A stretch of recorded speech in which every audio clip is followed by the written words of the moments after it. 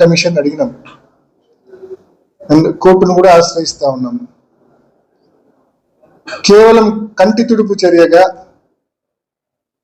దొంగోట్లు పన్నాయి ఆ 2 చోట్ల అని చెప్పి రీపోల్ కండక్ట్ చేయడం అనేది ఎన్నికల కమిషన్ కోర్టుకు చెప్పడానికి ఒక కారణంగా చూపించేదానికే పెట్టినట్టు మాకు అనిపిస్తా ఉంది. దీంట్లో ఎటువంటి శాంటిటీ లేదు. ఎందుకంటే ఇట్ ఈస్ క్రిస్టల్ క్లియర్. 15కు 15 బూతుల్లో మొత్తం పడినవన్నీ కూడా దొంగ ఓట్లే. మా ఏజెంట్నే లోపలికి రానిలేదు. మందలు తెలుగుదేశం పార్టీ కార్యకర్తలు, అంత జిల్లా వ్యాప్తంగా ఉన్న కార్యకర్తలందరూ పులివెందుల మండలం మీద పన్నారు. చిన్న మండలం 15 బూతుల మీద పన్నారు.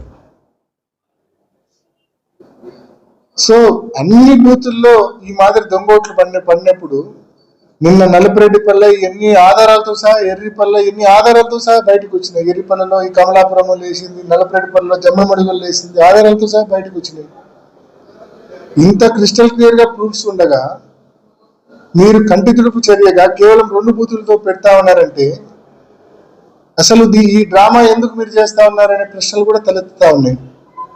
బహుశా ఈ 2 బూతుల్లో దొంగోట్లు వేసేటప్పుడు ఆడవాళ్ళ పేరుతో కూడా మగవాళ్ళే దొంగోట్లు వేసేసి ఉంటారు.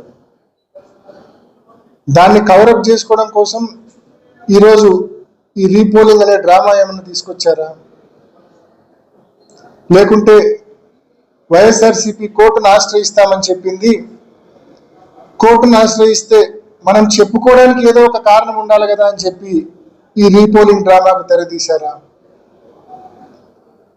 సో ఏది ఏమైనా 15 బూతుల్లో కేంద్ర బలగాలతో రీపోలింగ్ జరపమని చెప్పి ఇప్పటికే మేము ఎన్నికల కమిషన్ అడిగాము, కోర్టును కూడా ఆశ్రయిస్తా ఉన్నాం. మరి తప్పకుండా మా స్టాండ్ అదే.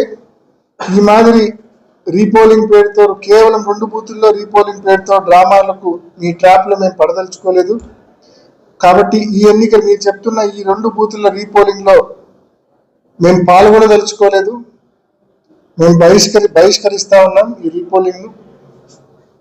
నిన్న ఏ రకంగా మీరు వైఎస్ఆర్ కాంగ్రెస్ పార్టీ పోలింగ్ ఏజెంట్స్ను బూతుల దగ్గర మీ వాళ్ళతో బలవంతంగా దాడి చేయించి, పోలీసుల సంపూర్ణ సహాయ సహకారాలతో మా వాళ్ళ మీద దాడి చేయించి ఏజెంట్ ఫామ్స్ లాక్కొని వెనక్కి పంపించారో, ఏ రకంగా అయితే ఓటర్ల దగ్గర బలవంతంగా ఓటర్ స్లిప్పులు లాక్కొని లోపలికి వెళ్ళి దొంగోట్లు వేశారో, మొత్తానికి నిన్న మీరు ప్రజాస్వామ్యాన్ని కూనీ చేశారు.